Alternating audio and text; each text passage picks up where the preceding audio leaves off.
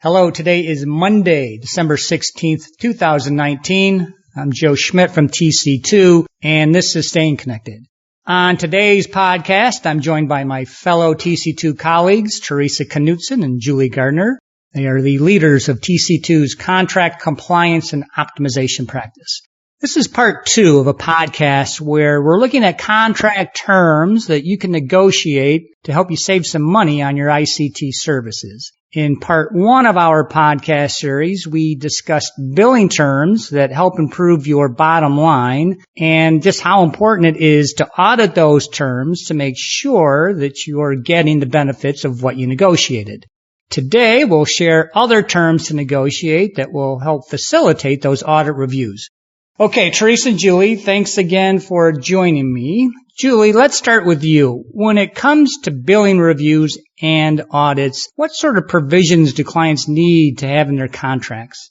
Thanks, Joe. For starters, you need to make sure your contract clearly defines billing timeframes. And we talk about billing timeframes. There are 3 key timeframes you want to consider. The first is the amount of time that you have to file a claim for overbilling. We call this one the billing error recovery time. Here you want a 2-year recovery window, and that is very achievable in your negotiations. Now, the carriers will almost always offer you 6 months, which is the standard service guide language, but you can and should negotiate better. The other 2 timeframes that come up when it comes to billing deal with the carrier's right to recover underbilling, both those that have billed and those that haven't billed yet. Now, these unicorn types of occurrences do occur. On these last 2, you want to limit this to a shorter window. So the carrier shouldn't be able to go back and bill you for 2 years. Normally 6 months is achievable here. Now they'll almost always want to link all 3 of these. So if they give you 2 years to recover those overbillings, they'll want 2 years on underbillings and failure to invoice. These 3 are not mutual and should not match. Yeah, and what's really interesting is once you have those dates defined, you also need to make sure that you've negotiated into your contract a clear escalation process that details how long disputes should take to resolve and also addresses how overpayment and overdue disputes are handled. Julie and I did a podcast earlier this quarter on common billing problems where we talked about how long it takes to get disputes resolved. It's now taking 6 months plus. I have some disputes that are much longer than that too, to get resolved. So if you don't have language that governs what happens if a dispute isn't being handled or resolved in a timely fashion, you're kind of missing a key time frame here. You really need to know after 3 months this happens. It's part of the vendor management escalation team. After 6 months, there's an escalation. So what happens is that you avoid getting trapped into just dealing with the faceless rep from the carrier's billing dispute team. You really need to have these escalation procedures outlined. So you just mentioned, Theresa, overdue overpayment disputes. What is best practice for overdue overpayment disputes? So you need to negotiate language that says if the supplier can't resolve a dispute within a specified period of time, like we recommend 3 months, that you have a right to offset the disputed amount, basically short pay invoices.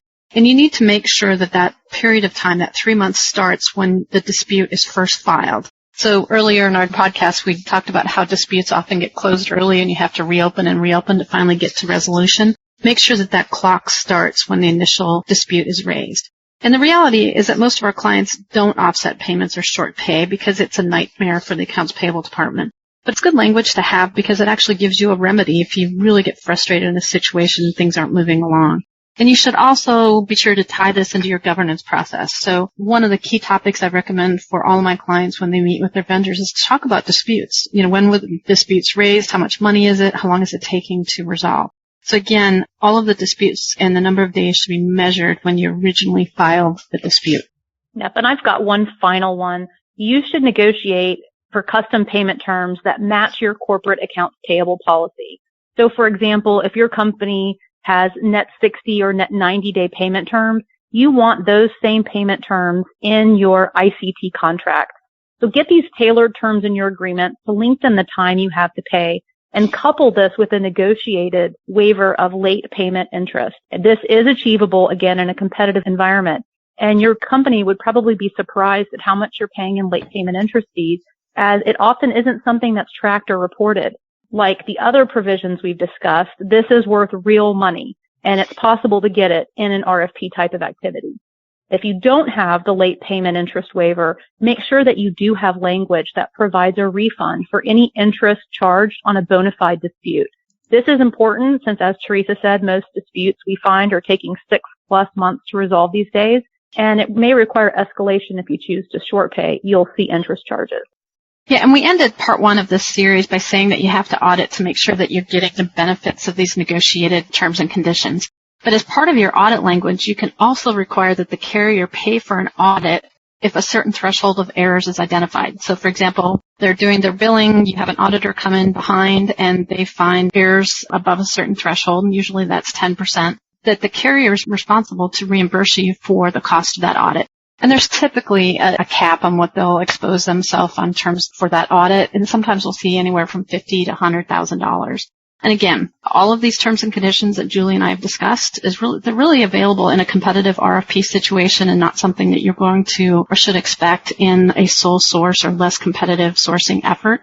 But again, keep the list of things that drive you crazy while you're managing your suppliers and make sure you address them at your next competitive opportunity.